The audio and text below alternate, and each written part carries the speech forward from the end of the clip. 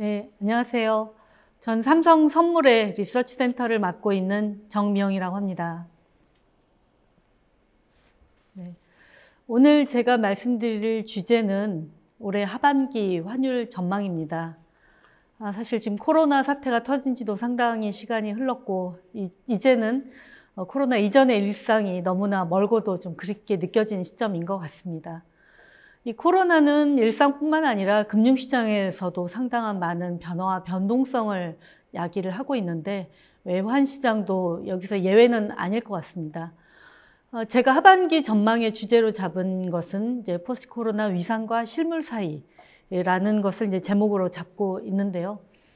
간략하게 이 내용을 말씀을 드리자면 일단 코로나로 인해서 각국의 어떤 시스템에 대처하는 부분, 또 경제적인 체력 이런 부분들의 차별화가 좀 두드러지면서 향후에 이런 부분이 각국의 환율에도 중요한 영향을 미칠 거다라는 내용을 담고 있고요. 미국 같은 경우는 위상 측면에서는 이전보다 상당히 약화된 대신 실물 부분에 있어서는 실물 경기 부양에 있어서 유리한 위치에 자리 잡고 있다는 부분을 내용을 담고 있고요. 반면에 원화 같은 경우는 실물 경기 여전히 넘어야 될 산이 굉장히 많은 상황임엔 틀림이 없지만 코로나 사태가 한국의 여러 가지 위상적인 측면에서 원화를 뒷받침해주는 그런 계기로 작용을 하고 있다는 내용을 담고 있습니다. 자, 그럼 세미나를 내용 보면서 좀 진행을 해보도록 하겠습니다.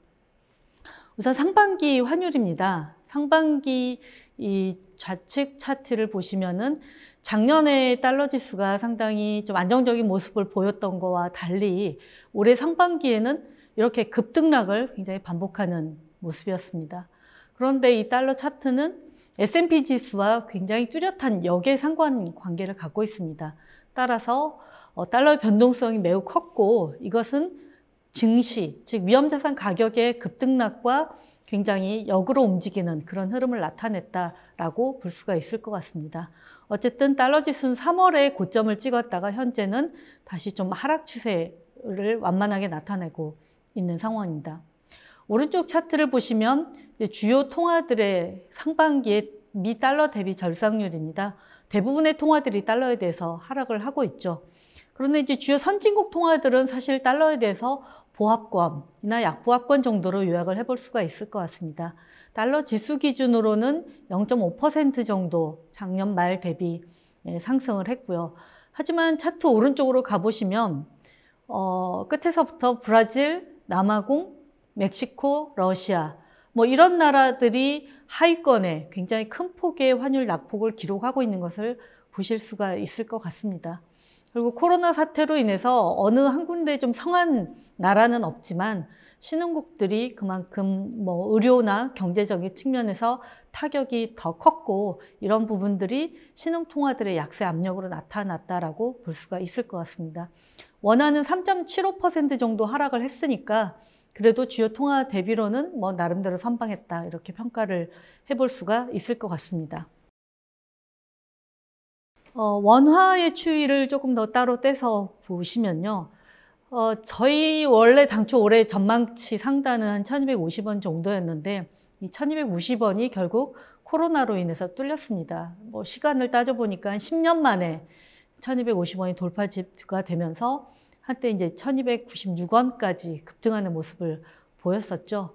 전 세계적으로 위험자산 가격이 급락을 했고 우리나라 시장에서도 외화 자금에 대한 수요가 많이 생기면서 환율 상승 요인으로 작용을 했었습니다.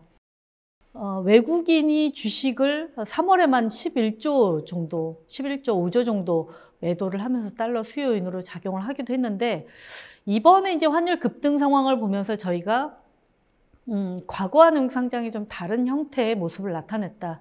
저희가 한 2008년도에도 이제 금융위기 한가운데에서 외국인 자금이 급격하게 빠져나가면서 환율이 급등을 했던 것을 경험을 한 적이 있습니다.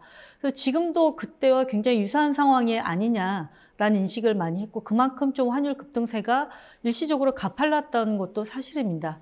하지만 굉장히 이제 과거와 비교해서 뚜렷한 차이점을 보이는 차트 하나를 좀 설명을 드리자면 오른쪽 차트는 물론 이제 증시가 급락을 하면서 외국인 자금은 이 지난 선분으로 나타낸 부분이 빠져나갔습니다. 그런데 이번에는 단기 외화 차입금이 급증하는 그런 모습이 나타났다는 거죠.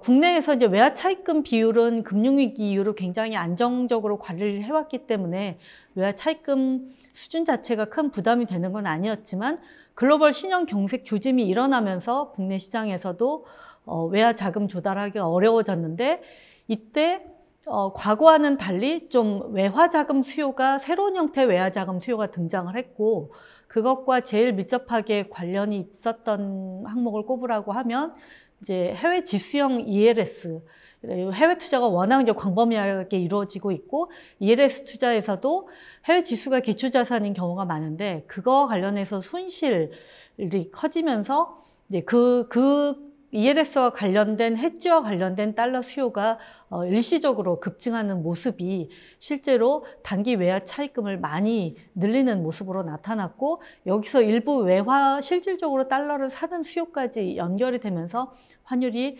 1250원을 돌파하는 계기로 작용한 것이 아닌가라고 생각을 합니다. 지금 방금 올려드린 이 차트는 금융위기 당시의 차트입니다.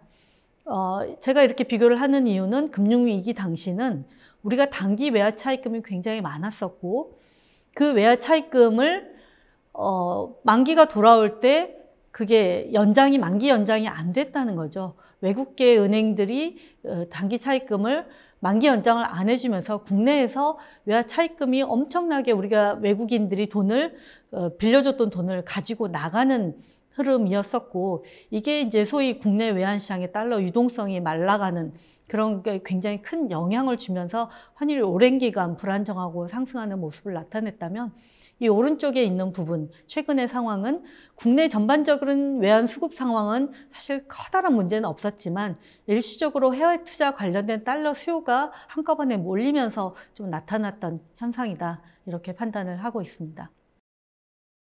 자, 이제 올해 그 하반기 환율 전망을 좀 해봐야 할 텐데요. 사실 이제 코로나로 인해서 워낙 많은 것들이 바뀌었기 때문에 이런 부분들을 환율에 얼만큼 반영을 해야 될지 저희도 상당히 고민이 많습니다. 그래서 조금 더 중장기적인 차트를 한번 들여보다 보는 게 굉장히 중요한 시점이 되지 않았나라고 생각을 합니다. 우선 이제 아래쪽에 보이는 차트가 달러 지수의 한 20년간의 차트입니다. 보시면은 2001년 초반에 이제 달러가 고점을 찍고 2000 금융위기 전까지 하락을 했다가 2011년부터 다시 이제 상승 추세로 돌아온 것을 보실 수가 있습니다. 물론 이때 하락한 것보다 낙폭을 덜 만회하긴 했지만 어쨌든 추세적으로 달러는 2011년 이후 상승세가 유지되어 오는 상황이고요. 본격적으로 달러가 반등을 했던 것은 이제 2014년 중반 정도라고 좀 볼 수가 있을 것 같습니다. 금융위기 전에는 이렇게 달러가 약세를 보였던 이유는 사실은 미국의 위상 약화와 유로존과 신흥국의 위상 강화 혹은 경제력 강화 이 두 가지가 맞물린 결과라고 볼 수가 있을 것 같습니다. 유로존이 99년에 출범한 이후로 이때부터 본격적으로 안정적인 국면에 접어들었고요. 또 중국, 브라질 등 소위 브릭스라는 용어도 나타나면서 신흥국들이 아주 강하게 성장세를 구가했습니다.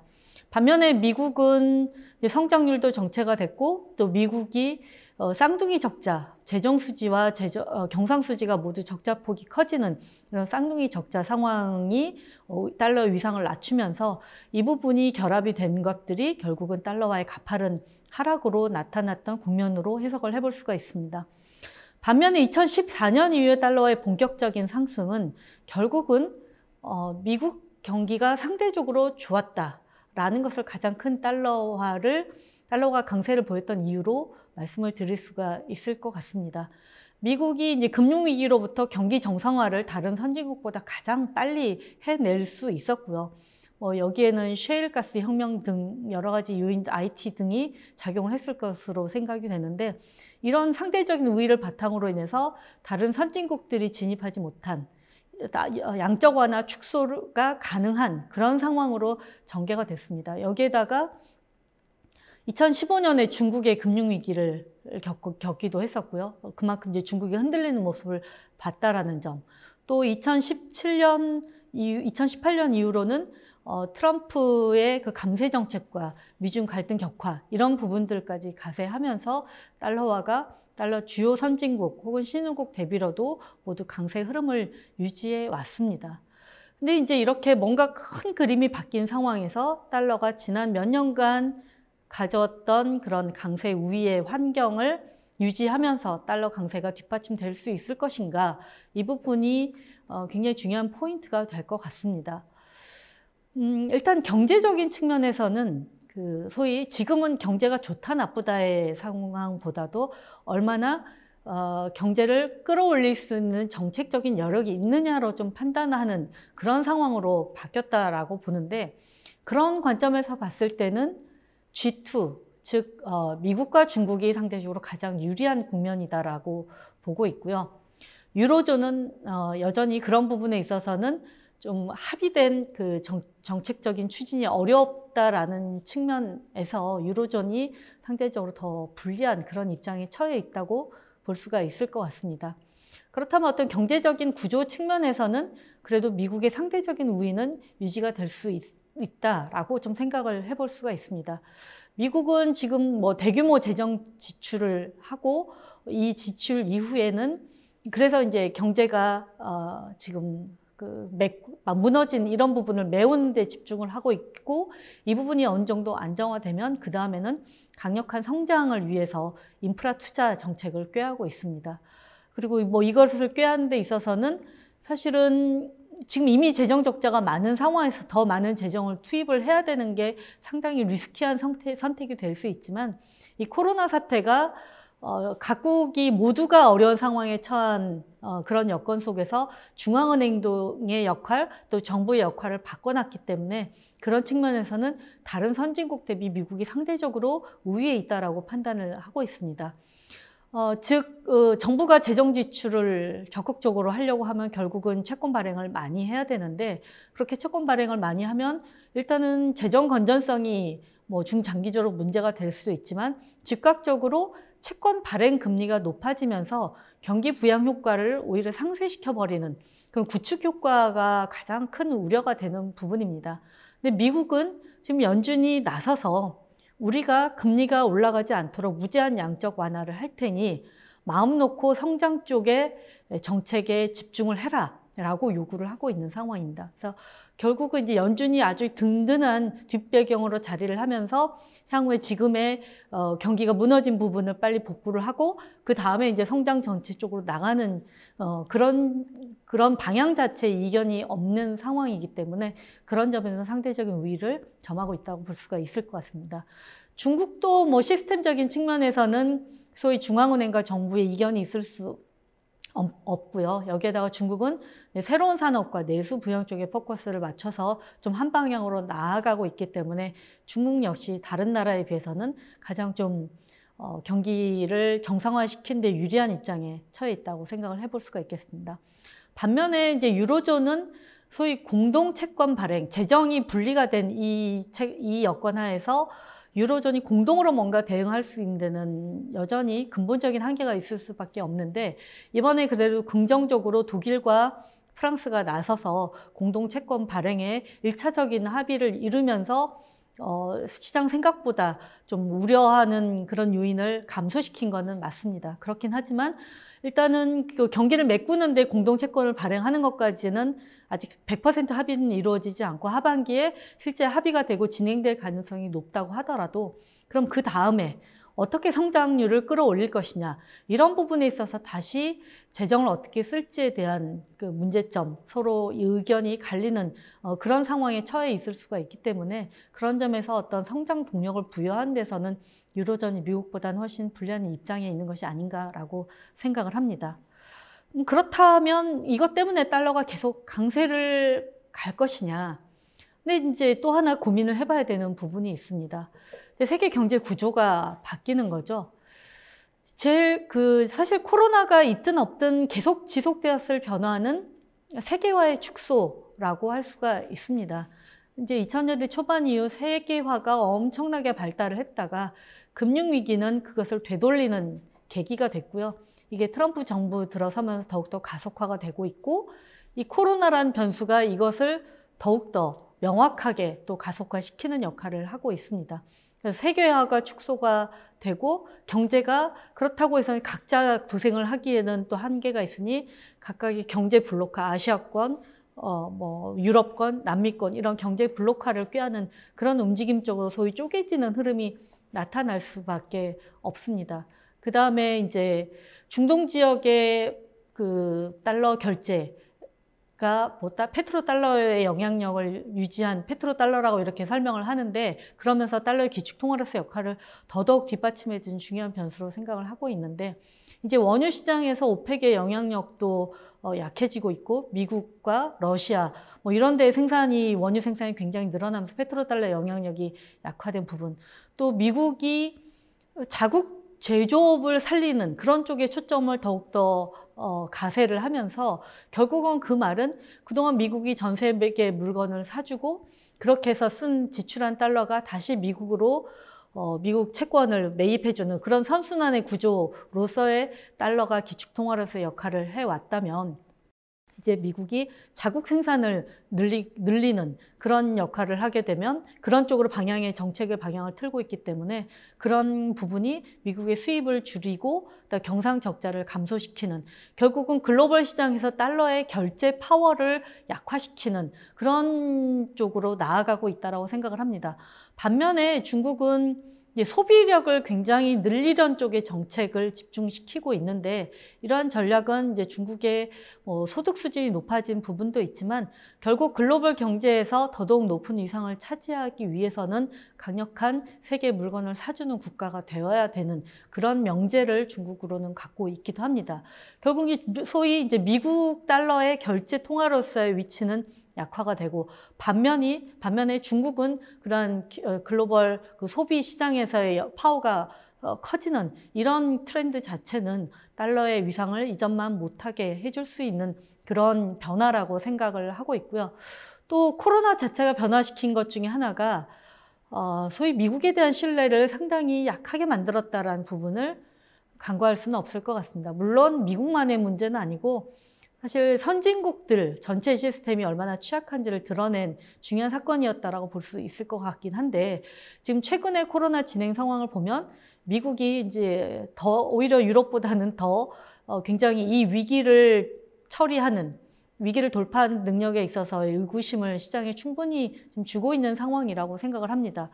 여기에다가 그동안 트럼프 집권 동안에 했던 정책들이 시장이 반신반의하면서도 결국은 미국의 이익을 위한 그런 방향이라는 측면에서 미국 측면에서는 나쁘지 않은 그런 선택이라고 이렇게 해석을 해왔었는데, 이제는 이렇게 위기 국면에서 트럼프가 그동안 했던 행보가 계속 이어진다라고 했을 때는 얼마나 좀 그 정책의 미국과 세계를 위험에 빠뜨릴 수 있는지를 자각하게 되는 그런 계기로 작용을 했다.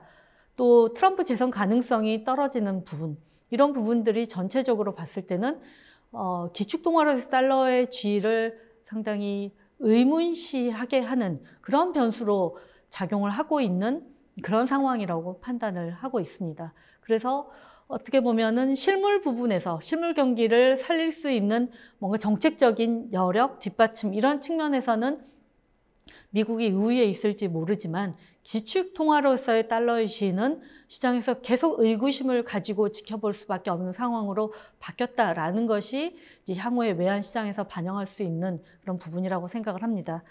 하반기로 범위를 좀 더 좁혀서 보면 일단 미국 대선이 역시 가장 중요한 변수가 될 것 같습니다. 미국 대선과 코로나의 확산, 경로, 이 두 가지가 가장 큰 변수가 될 것 같은데요. 우선 대선과 관련해서도 외환시장의 해석은 달라질 수밖에 없을 것 같습니다. 코로나 이전에는 트럼프의 재선이 확실시가 됐고, 이런 트럼프의 재선은 미국의 성장 드라이브를 더욱더 강화시키면서 미국과 다른 나라의 격차를 벌릴 거다라고 이렇게 해석을 하면서 달러화가 강세 추세를 이어갈 수 있을 거다라는 전망이 가능했던 그런 환경이었습니다. 하지만 이 코로나 이후로 일단 트럼프의 재선이 이렇게 왼쪽 차트에서 보시는 것처럼 굉장히 불확실해진 상황입니다. 바이든과 트럼프의 당선 가능성 서베이 격차가 한 20% 정도 차이가 나고 있는 상황입니다. 그만큼 트럼프에 대한 신뢰가 많이 줄어들었다라는 얘기를 볼 수가 있는데, 이러한 상황에서 만약에 트럼프가 재선에 성공을 할 경우에 그러면 그때 달러는 어떻게 갈 것이냐. 이거는 코로나 이전에는 달러 강세로 갈 수 있는 여지가 있는 상황이었다면, 이 코로나 이후에 만약에 트럼프가 재선이 된다라고 하면 시장은 미국의 지속 가능한 성장이 이루어질 것이냐에 대한 의구심을 가질 수밖에 없을 것 같습니다. 즉 경기 부양을 위해서 이미 코로나로 인해서 재정 지출이 엄청나게 늘어났는데, 그 상황에서 또 경기를 위해서 과잉 대응을 한다. 그렇게 되면 결국 이 부채가 지속 가능할 것인가, 부채가 정상화될 것인가에 대한 의구심이 더욱더 커질 수밖에 없습니다. 트럼프가 취한 정책이 성장률을 더 끌어올리면서 재정을 건전화시킬 수 있다는 기대로 연결되기에는 굉장히 무리가 크기 때문에, 오히려 저희는 만약에 재선이 된다고 하면 오히려 달러와 약세, 또 환율의 매우 높은 변동성을 야기할 것으로 전망을 하고 있습니다. 반면 이제 민주당이 집권을 한다. 당초 민주당이 집권을 하면 민주당은 반기업 성향이고 또 증세를 추진하기 때문에 이제 성장을 좀 약화시키는 그런 영향을 시장에서는 생각을 하면서 달러가 약세로 갈 거다라고 예상을 해왔습니다. 그런 부분은 역시 민주당이 집권할 때 시장이 기대할 수 있는 부분이기 때문에 달러와 약세 재료가 될 것이라고 저도 동의를 합니다. 다만 오른쪽 차트를 보시면은 과거 이제 민주당 집권 시에는 재정을 굉장히 건전화시키는 그런 정책을, 증세를 등을 통해서 재정을 건전화시켜 왔고, 보시는 것처럼 공화당 때는 이렇게 재정이 크게 악화되는 그런 상황들을 유추를 해보자면은, 어쨌든 민주당의 성장률은 좀 떨어뜨릴 수 있지만 그래도 민주당도 인프라 투자 쪽에 적극적으로 지지하는 그런 정책적 기조를 펴고 있고요. 또 한편에서는 증세 등을 통해서 이렇게 재정 건전화를 꾀할 수 있다는 기대도 연결이 될 수 있기 때문에, 방향은 1차적으로 달러 약세로 작용할 수 있을지 모르지만 좀 제한적인 달러 약세 쪽으로 영향을 미칠 가능성이 크지 않나, 이렇게 생각을 합니다. 그래서 이제 하반기로 이제 환율 전망을 한번 좀 정리를 해보자면요. 일단 저희는 기본적으로 이제 달러화의 기축 통화로서의 의구심이 든 상황, 이 부분이 좀 중장기적으로 달러와 약세로 연결될 가능성이 지금 상당히 높아졌다라는 것을 기본 전제로 깔고 있고요. 그 기간을 이제 하반기로 좁혀서 봤을 때는 3분기에는 좀 위험자산 선호 현상이 좀 더 이어지면서 오히려 약달러 쪽에 좀 힘이 좀 실릴 것으로 예상을 하고 있고, 또 유로존의 그 통합재정, 공동채권을 발행한, 유로화 공동채권을 발행하는 부분에 긍정적인 논의도 좀 유로화를 지지해 줄 수 있을 것 같습니다. 그래서 뭐 이거를 나누는 거는 궁극적으로는 이제 코로나가 4분기에 다시 본격적인 재확산 가능성이 높다라는 그런 전제를 깔고 있고요. 또 4분기에는 미국 대선이라는 큰 변수가 있으면서 이 부분이 금융시장 변동성을 좀 키울 가능성을 생각을 하고 있기 때문에, 이 금융시장의 변동성이 커진다라는 것은 그래도 아직까지 기축통화 역할을 하고 있는 달러화를 지지해 줄 수 있는 요인으로 작용할 수가 있을 것으로 생각을 해서, 3분기는 달러화가 하락을 하고 4분기에는 낙폭을 좀 일부 만회하는, 또 4분기에 변동성이 커지는 그런 그 장세를 전망을 하고 있습니다. 다음으로 G2 국가인 중국의 위안화 환율. 위안화는 뭐 G2라는 국가 측면에서도 중요하지만 또 원화와 워낙 높은 상관관계를 갖고 있기 때문에 위안화 환율도 원화 환율 전망에 있어서 매우 중요한 변수입니다. 위안화가 최근에 이제 미중 무역 분쟁 등으로 인해서 7위안 위를 넘어섰고 7.2 위안을 돌파할 가능성의 시장에 상당히 우려를 했던 것도 사실입니다. 저희는 하반기에 위안화는 7.2 위안은 굉장히 돌파하기 힘든 강한 저항선으로 작용할 것이고, 위안화는 오히려 좀 강세 쪽으로, 달러 약세 흐름과 역으로 좀 강세 쪽으로 시도한 흐름이 좀 더 우세하지 않겠나라고 전망을 하고 있습니다. 또 펀더멘털적으로는 상대적으로 코로나 피해가 적었고, 또 경상수지가 좀 개선이 되고 있고요. 또 대규모 경기 부양책을 적극적으로 펴고 있는 부분들이 위안화를 지지를 해줄 것인 반면에, 또 계속 통화 공급을 하고 금리를 낮추거나 낮게 유지하는 그런 정책은 위안화 약세 요인으로 작용할 것 같습니다. 근데 뭐 가장 중요한 것은 정부가 위안화를 어떤 관점에서 바라보고 운영을 할 것인가, 이 정부의 스탠스라고 봤을 때는 두 가지 측면에서 이제 과거에 비해서 중국 정부가 위안화 약세에 의지할 필요성이 줄어들었다라고 저희는 결론을 내리고 있습니다. 우선 이제 그 경기 부양의 방향이 수출 촉진 이런 부분이 아니라 이미 글로벌 교역이 상당히 위험에 처해 있기 때문에 글로벌 교역에 기대기보다는 내수 부양을 하고, 또 미국과의 기술 싸움에 있어서 신산업 쪽에 모든 정책적 초점을 모으고 있는 상황입니다. 이런 부분에 이런 쪽의 정책 촉진책이 모아진다고 하면은 이는 결국 위안화의 약세를 굳이 필요로 하지 않는다라는 의미로 받아들여질 수 있을 것 같고요. 또 하나는 결국 중국 정부가 계속해서 이제 위안화의 국제화, 또 위안화 위상을 높이려는 그런 쪽의 그 중장기적인 목표는 갖고 있는데, 지금 이 시점이 또 홍콩과의 갈등도 있고 여러 가지 측면들을 고려를 했을 때는 중국의 금융시장을, 중국 본토의 금융시장을 빨리 키우는 게 굉장히 중요한, 그래서 위안화를 국제화시키고 위안화의 위상을 높이는 그런 좀 좋은 기회로 생각을 할 수 있을 것 같습니다. 그러기 위해서는 이제 해외 자본을 계속해서 유치를 해야 되는데, 오른쪽 차트 보시면 이제 작년 4월에 중국 채권 지수가 세계 글로벌 주요 채권 지수에 편입이 되기 시작을 했습니다. 그 이후로 중국 채권 시장으로 외국인 자금이 매우 좀 적극적으로 들어오고 있는 상황입니다. 그래서 중국 정부의 방향 자체도 외국인 투자 한도를 늘려주고 규제를 완화한 쪽으로 취하고 있기 때문에, 결국 외국인 자금의 안정적인 유입을 꾀하기 위해서는 위안화 환율이 안정적인 게 상당히 필요한 상황이라고 할 수가 있을 것 같습니다. 그렇기 때문에 중국 정부는 미국과의 갈등이 계속 커지고 4분기에 대선 이전에 미중 갈등이 굉장히 커진다고 하더라도 그것을 이유로 위안화를 약세로 드라이브할 가능성은 굉장히 낮아졌다라고 판단을 하고 있습니다. 자, 이번에는 이제 원화 쪽으로 좀 눈을 돌려보도록 하겠습니다. 원화도 좀 중장기 차트를 한번 들여다봐야 될 것 같습니다. 제가 가장 보여드리고 싶은 차트 중에 하나가 이 왼쪽 차트인데요. 신흥국 통화 지수랑 달러 대비 원화 가치를 2011년을 100으로 놓고 비교를 해봤습니다. 보시면 금융위기 이후에 원화는 사실 통화가치 변동이 100 부근에서 크게 없었습니다. 지금 최근에 환율이 많이 올랐다고 해도 그때 대비 90 위에 있으니까 10% 이내로 절하가 된 상황이라고 해석을 할 수가 있죠.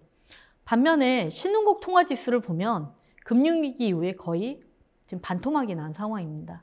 그래서 우리 원화도 신흥국에 분류가 되긴 하지만 사실 지금은 신흥국에 분류로 들어가야 될지 굉장히 헷갈리는 포지션에 있는 것임은 틀림이 없는 것 같습니다. 결국 이제 금융위기라는 것이 한국의 대외 신인도를 굉장히 단단하게 다지는데 큰 기여를 했다라고 보고요. 그 부분이 결국은 다른 신흥국과의 격차를 벌리는 결정적인 요인이 되지 않았나라고 생각을 합니다. 그래서 오른쪽 차트를 보시면 같은 기간 동안에 2014년 상반기 이전만 해도 이 우리나라 국가 신용 등급인 CDS 프리미엄하고 환율이랑 상관관계가 굉장히 높았습니다. 그래서 환율 올라가는 것은 뭔가 신용 위기가 있을 때마다 신용 리스크가 높아질 때마다 환율이 올랐다라고 해석을 해볼 수가 있는데, 오른쪽 차트를 보시면 환율은 오히려 더 올라갔지만 이 CDS 프리미엄은 더 낮아졌습니다. CDS 프리미엄하고 환율과 상관관계 자체도 많이 낮아졌고, 결국 신용 위험의 환율이 글로벌 신용 위험에 환율의 영향력이 상당히 약화됐고, 이것은 뭐 그 외에 다른 여러 가지들 변수에 의해서 영향을 받는 거지, 한국의 신용 위험이 환율의 상승 요인의 가장 절대적인 지분을 차지하는 그런 상황이 더 이상 벌어지고 있지 않다라는 점입니다. 그러면 뭐 때문에 이런 그 차별화가 이루어지느냐? 우선 높아진 대외 건전성을 들 수가 있습니다. 금융위기를 반면교사 삼아서 어쨌든 대외 건전성 측면에서는 다른 신흥국가의 차별화가 분명히 이루어진 것 같습니다. 단기 채무 비율이 굉장히 안정적인 수준에서 관리가 되고 있습니다.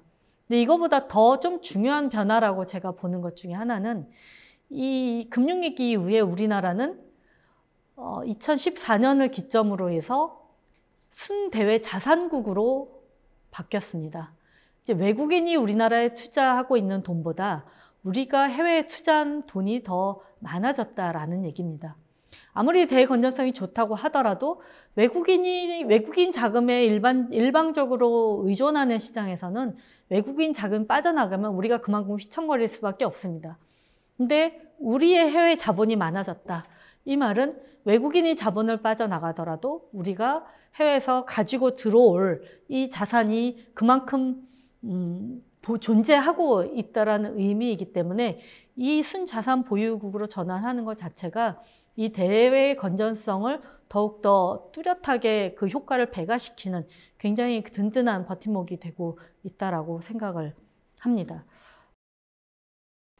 그리고요, 여기에다가 사실 금융위기에 선진국들도 뭐 양적 완화를 하고 하면서 신용위험을 낮추고 경기 부양 쪽에 그 노력을 하긴 했지만, 사실 선진국들의 정부 부채 비율은 거의 개선되지 못했습니다.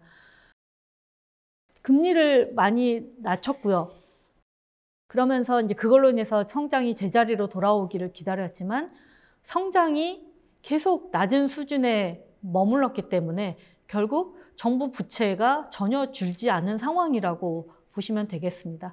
그래서 이 오른쪽 아래 차트를 보시면 주요 선진국 OECD 평균 정부 부채 비율이 2018년 기준으로 109%에 달합니다. 반면에 한국은 2018년 기준 40%, 그래서 호주, 한국이 뭐 가장 좀 두드러지게 좋은 정부의 그 재정 여건을 갖고 있다라고 볼 수가 있겠습니다. 이런 부분이 이제 국가 신용등급에도 그대로 반영이 됐고요. 글로벌 채권지수에 편입된 주요 국가들의 신용등급을 보면 이제 한국보다 신용등급 높은 나라는 유럽과 캐나다, 호주 이 몇 군데 나라 이외에는 없습니다. 대부분 영국과 프랑스와 우리가 같은 수준에 있고요. 일본과 스페인, 이탈리아는 이미 우리보다 낮은 신용등급을 갖고 있기 때문에 이런 점에서 보면은 신흥국으로 편입하기는 굉장히 애매해진 상황이죠. 그래서 실질적으로는 이제 신흥국으로 분류하기 힘든, 하지만 우리나라 경제 구조 자체가 대외 의존도가 높기 때문에 글로벌 시장의 변동성에 따라서 우리나라 금융시장도 같이 연동되는 흐름은 피할 수는 없지만, 그런 거에 흔들리는 폭 자체는 이전과는 확실히 달라질 수밖에 없는 이런 여러 가지 요인들이 여기서 설명이 될 수 있다고 생각을 합니다. 앞서 이제 위상과 실물이라는 타이틀에서 보셨던 것처럼 이런 점에서 일단 금융위기 이후에 한국의 위상은 굉장히 높아졌고, 여기에다가 코로나 대처하는 관점에서도 한국의 위상이 더욱 한 단계 돋보이는 그런 계기로 작용을 했다고 생각을 합니다. 하지만 또 우리고 넘어야 될 여러 가지 경제적 어려움은 뭐 분명한 것 같습니다. 우선 글로벌 교육 위축은 불가피한 상황이고요. 또 주요국들이 자국에서 생산하는 외국의 의존도를 낮추는 그런 정책들을 취하고 있기 때문에 우리나라에서 제조해서 대외로 수출하는 우리나라 경제 구조에는 굉장히 중대한 도전일 수밖에 없습니다. 그래서 이제 또 중국 같은 경우도 중간재 자금률을 꾸준하게 높이면서 오른쪽 차트를 보시면 이전과는 다르게 중국의 수출 증가율하고 우리나라의 대중국 수출 증가율 이렇게 괴리를 보이는 것도 점차 뚜렷해지고 있는 상황입니다. 그래서 이전의 경제 구조로서는 앞으로의 성장 정책을 펴는 데는 굉장히 한계가 있을 수밖에 없고, 여기에 대해서 국가적으로 뭐 우리나라만 그런 게 아니라 전체적으로 지금 국가의 입김이 다들 커진 상황이기도 합니다. 그래서 국가적으로 어떻게 이런 산업 구조 변화, 글로벌 교육 구조의 변화, 글로벌 역학 구조의 변화에 대응해서 어떤 전략적을 선택하느냐가 매우 중요한 환경이라고 볼 수가 있을 것 같습니다. 또 대내적으로는 이런 우리나라 무역 의존도가 높은 그런 여전히 높은 구조, 또 반도체에 대한 의존도 높고 중국에 대한 의존도 높은 부분도 같이 우리가 해결해야 될, 고민해야 될 그런 부분이라고 할 수가 있을 것 같고요. 또 내부적으로는 가장 큰 문제가 인구 노령화가 아닐까 싶습니다. 2035년이면 우리가 노령화 지수가 일본을 앞지릅니다. 노령화 지수라는 것은 이제 65세 이상 인구가 0에서 14세 인구 대비의 비중을 얘기를 하는데 우리가 이게 2035년이 되면 3배가 넘습니다. 그러니까 노인이 어린 인구보다 3배가 된다라는 거죠. 그리고 이 속도가 전 세계 어느 나라보다도 이렇게 가파르게 진행이 되는 시나리오를 지금 앞두고 있는 상황이고요. 당장 오른쪽 차트를 보시면 이 생산 가능 인구 측면에서 봤을 때도 우리가 인구는 2028년에 정점을 치고 감소를 하는 것으로 지금 예정이 되어 있지만 생산 가능 인구는 2019년부터 감소를 시작을 했고 이게 올해부터 매년 20만 명 이상씩의 감소세를 기록할 것으로 지금 예정이 되어 있습니다. 그만큼 생산 능력이 떨어질 수밖에 없는 인구 구조, 이 부분도 우리가 대책을 세워야 될 굉장히 중요한 부분이 아닐까라고 생각을 합니다. 그래서 어찌 보면 위상은 높아졌으나 성장 동력을 어떻게 마련을 해야 되느냐라는 측면에서 매우 중대한 어려운 과제를 안고 있다라고 볼 수가 있을 것 같습니다. 하반기 역시 중요한 것은 일단 대외적인 여건하고 그다음에 우리나라 외환 수급 구조가 될 것 같은데요. 상반기에는 외환 수급 상황이 상당히 안 좋았습니다. 일단 상반기에 경상 흑자는 지금 한국은행 170억 달러 예상을 하고 있는데 이거보다 좀 적을 수도 있을 것 같습니다. 상반기에는 수출이 워낙 안 됐습니다. 선진국들이 다 선진국, 신흥국 경제 중단을 했기 때문에 우리의 수출은 줄어들었고 또 우리가 수입하는 것은 또 그 다른 나라보다 우리 경제 중단을 안 했기 때문에 덜 줄었습니다. 다행히 또 긍정적인 거라는 것은 상반기에 전체 수입 증가율은 줄어들었지만 이 자본재 수입 증가율은 늘어났기 때문에 어떤 향후 수출을 준비하는 그런 자본재 수입이 늘어났다라는 점은 긍정적인 부분으로 볼 수가 있을 것 같습니다. 그래서 일단 지금 코로나 이후 2분기는 우리는 경제 활동을 하고 외국은 경제 활동을 안 하면서 경상 수급이 더 나빠진 부분이 있는데 이게 이제 6월, 7월 데이터로 넘어갈수록 하반기로 넘어갈수록 우리 수출과 또 수입과 이게 좀 균형을 맞아 가게 되면 수출은 무역 수지는 확실히 늘어날 것으로 생각을 합니다. 그래서 하반기에는 이제 한국은행은 한 400억 달러 정도 경상 흑자를 전망을 하고 있고 400억 달러 정도의 경상 흑자다 그러면 상당히 양호한 외환 수급인 걸로 해석을 해볼 수가 있을 것 같습니다. 그다음에 이제 하반기에 역시 그래도 비중을 많이 차지하는 반도체 동향이 중요할 텐데 시장에서는 이게 가격이 회복된 시기가 원래 당초 2분기, 3분기, 4분기 얘기가 지금 나오고 있는데 최근의 데이터를 보면 좀 3분기에는 오히려 가격이 조금 더 하락을 할 것 같고 4분기 정도는 돼야 가격이 반등할 수 있을 거다라고 얘기를 하고 있는데 그래도 비대면 경제 구조의 변화나 또 재고 축적하려는 그런 수요 등을 고려를 해보면 반도체가 그래도 가장 좀 수출에 기여를 할 것으로 생각이 되고요. 6월 달에 이제 카타르로부터 저희가 한 100척, 223조 원 규모의 LNG 선박을 수주를 한 바가 있습니다. 그래서 그나마 진짜 가뭄의 단비처럼 굉장히 중요한 수주를 했다라고 생각을 하고 하반기에도 추가적인 수주 가능성은 있다고 생각을 합니다. 근데 이제 100척을 수주를 하게 되면 이것 때문에 환율이 엄청 빠지는 거 아니냐? 그런 얘기를 하신 분도 간혹 있더라고요. 근데 저희가 보기에는 그거는 이제 달러가 공급되는 재료에는 틀림이 없지만 외환 시장에 영향을 주는 부분은 그렇게 큰 부분은 아니다. 일단 공급 재료가 하나 더 더해지는 정도로 생각을 해볼 수 있다라고 저희는 판단을 하고 있습니다. 왜냐하면 지금 백척이 당장 지금 발주가 이루어지는 것이 아니라 27년까지 인도가 이루어지는 거기 때문에 결국 향후 한 5년 동안에 걸쳐서 분할해서 수주가 실제로 발주가 나갈 거고요. 또 그게 이제 저희가 수주 받는 부분이 전 100% 외화를 가득하는 거는 아니기 때문에 그런 것들이 외환시장에서 영향을 미치는 것은 연간 한 40에서 50억 달러 정도 수준이기 때문에 일단 아주 지대한 규모, 굉장히 그 판을 흔들 만한 규모의 달러 공급 재료는 아니다라고 보고 있습니다. 그 다음에 이제 결국 우리가 이제 새로운 산업의 발전에 어떻게 잘 따라가느냐가 중요한데, 다행히 전기차, 2차 전지, 바이오, 이런 부분들의 수출은 좀 순항을 하고 있어서 이 부분이 앞으로 어떻게 좀 잘 커가는지 좀 지켜볼 필요가 있을 것 같습니다. 어쨌든 외환 수급은 하반기는 상반기보다는 훨씬 좀 안정적으로 작용을 할 것 같습니다. 그럼에도 불구하고 역시 하반기에도 외환 수급이 환율에는 국내 환율 변동성을 야기하는 데는 외환 수급이 중요한 요인이 될 거라고 생각을 합니다.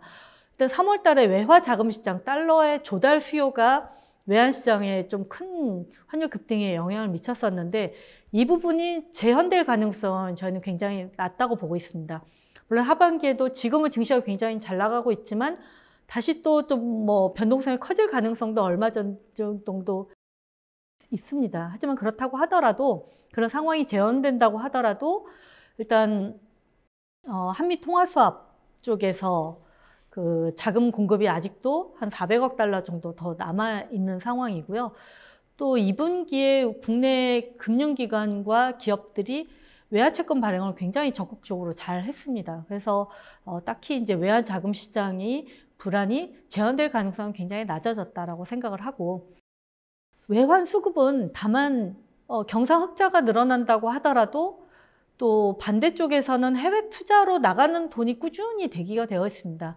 그럼 경상 흑자가 나도 그대로 그게 우리나라에 달러 공급이 되는 게 아니라 그중에 상당 부분이 해외로 또 투자하러 나가는 거기 때문에 실제 국내 외환 수급은 그때그때 상황에 따라서 균형을 넘나드는 그런 여건을 보일 수밖에 없다라는 겁니다. 그래서 그때 수급 상황하고 예를 들어 수요가 더 많은 상황, 달러 수요가 더 많은 상황에서 증시가 좀 불안하다.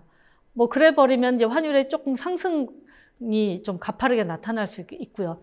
반대쪽에 결합이 이루어지면은 또 하락세가 가파르게 일어나는, 가파르다는 것이 굉장히 중요한 레벨을 돌파하는 그런 선은 아니고, 저희가 최근에도 환율이 보면은 변동성이 낮다고 느끼시지는 않을 겁니다. 하루에도 한 10원씩 왔다 갔다 하기도 하고요. 그 다음에 전날 대비해서도 10원씩, 20원씩 이렇게 급등락한 날이 꽤 자주 있습니다.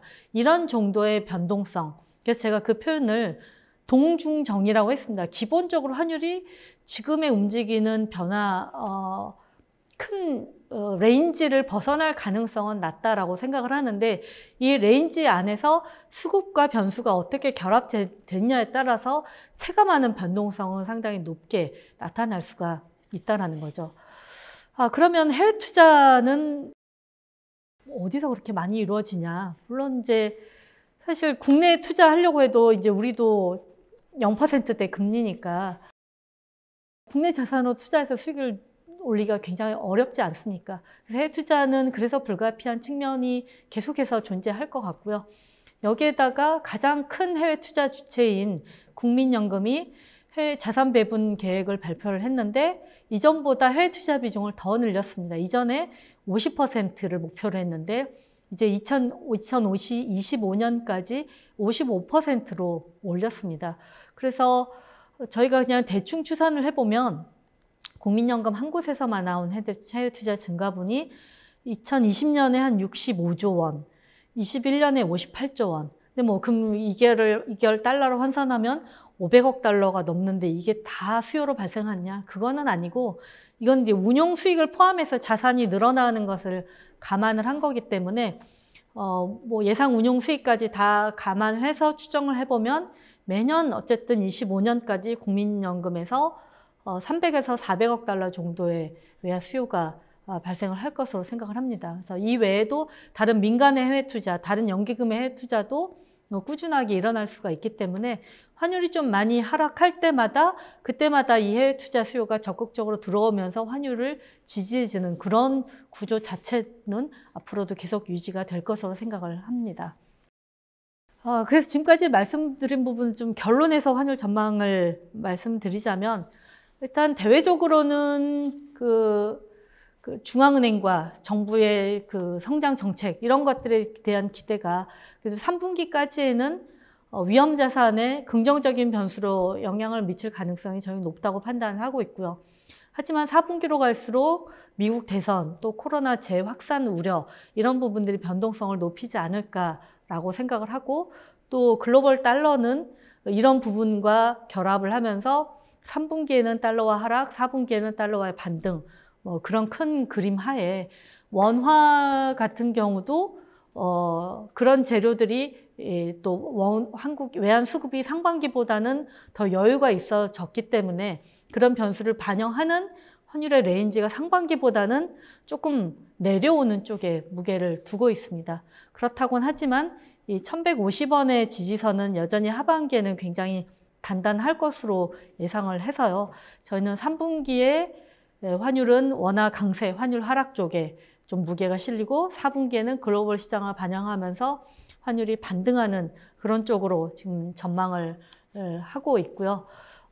그렇다고 그런 전반적인 상황 또 글로벌 변동성이 커진다고 하더라도 결국 외화자금 시장에 문제가 생기지 않고 외환 수급이 그래도 경상수지가 계속해서 흑자가 나는 상황이라면 1250원 우리가 일시적으로 뚫긴 했지만 다시 또 재돌파하기는 또 달러화가 약세 추세를 계속 테스트하는 상황에서는 1250원, 40원, 50원 선은 굉장히 강력한 저항선으로 작용을 할 것으로 예상을 해서 기본적으로 1240원, 50원의 저항선, 그 다음 1150원의 지지선을 테스트하는 그런 정도의 흐름을 예상을 하고 있습니다. 마지막으로 이제 환율지와 관련된 팁을 드리도록 하겠습니다. 우리나라는 무역 흑자국이기 때문에 일반적으로 수출기업 환율지에 집중하는 경향이 있지만 사실 최근 몇 년간은 현물 환율이냐 선물 환율 모두 수입업체에 유리한 그런 여건이었습니다. 환해지를 그 구분을 할 때는 시점에 따라서 이제 어느 시점에 환해지를 하느냐에 따라서 영업 환위험과 그다음에 장부상의 환위험으로 나눠볼 수가 있을 것 같습니다. 결국 선적일에 기표가 이루어지기 때문에 이 기표가 이루어지는 선적일부터 결제일까지 기간에 환율 위험을 이제 장부상 환위험이라고 하는데 실질적으로는 구매 계약일부터 환율 변동이 회사 수익에 영향을 미치기 때문에 구매 계약 이후에 그런 환위험을 관리할 필요가 있는데 이 위험을 영업 환위험이라고 합니다. 환위험을 그러면 어떻게 제거를 하느냐? 사실은 뭐 구매 계약 시점에 혹은 선적일 시점에 결제 환율을 고정하면 됩니다. 환해지 자체는 굉장히 단순한 그런 작업입니다. 일단 이 그림에서는 일단 이해를 돕기 위해서 저희가 계약일의 환율을 1180원, 선적일을 1190원, 또 결제를 1200원이라고 이렇게 환율이 상승하는 경우를 가정을 했습니다. 만약에 해지를 전혀 하지 않았다라고 하면 일단 회계상으로는 10원의 환차손이 발생을 했고요. 드러나지 않는 환차손까지 감안해보면 한 20원의 손실이 발생합니다. 장부상의 환위험만 관리하겠다라는 목표를 갖고 있을 경우에는 일단 이 1190원의 달러 매수 환율을 고정을 해놓겠죠. 이럴 경우에는 이제 결제일 대비 10원 결제일 대비해서 10원의 비용 절감 효과가 발생했다라고 볼 수가 있을 것 같고요. 반면에 구매 계약일 시점에 환해지를 하게 될 경우에는 1180원에 고정을 했기 때문에 결제일 대비해서 한 20원 정도의 그 비용 절감 효과가 생깁니다. 이렇게 그럼 환율을 뭘로 고정을 하느냐? 일반적으로 이제 은행을 통한 선물한 거래를 하거나 제가 소속된 삼성선물과 같은 선물회사를 통한 통화선물 거래가 있습니다. 통화 선물을 익숙하지 않으신 분들을 위해서 간략하게 설명을 드리자면, 일단 통화 선물 거래는 해지를 하기 위해서 이제 은행과의 거래처럼 무역 서류 등의 증빙 서류는 필요하지 않고요. 해지 시점에 5% 해지하고자 하는 금액의 5% 정도의 보증금을 납입을 하면 바로 거래를 시작을 하실 수가 있습니다.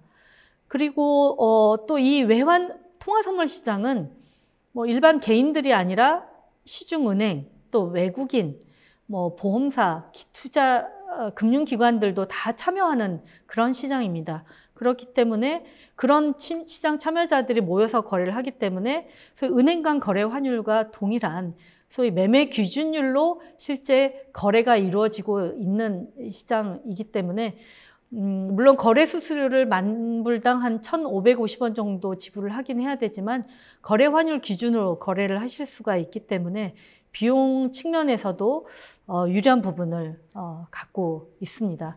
그래서 이런 그 환율의 변동에 굉장히 노출되어 있는 부분을 축소할 그런 필요성을 굉장히 많이 느끼실 것 같고, 그런 관점에서는 소위 저점 매수를 꼭 현금으로 할 것이 아니라 이런 해지 상품을 통해서 적은 비용을 가지고 해지하는 방법이 있으니까 좀 참고를 하시기를 바라겠습니다.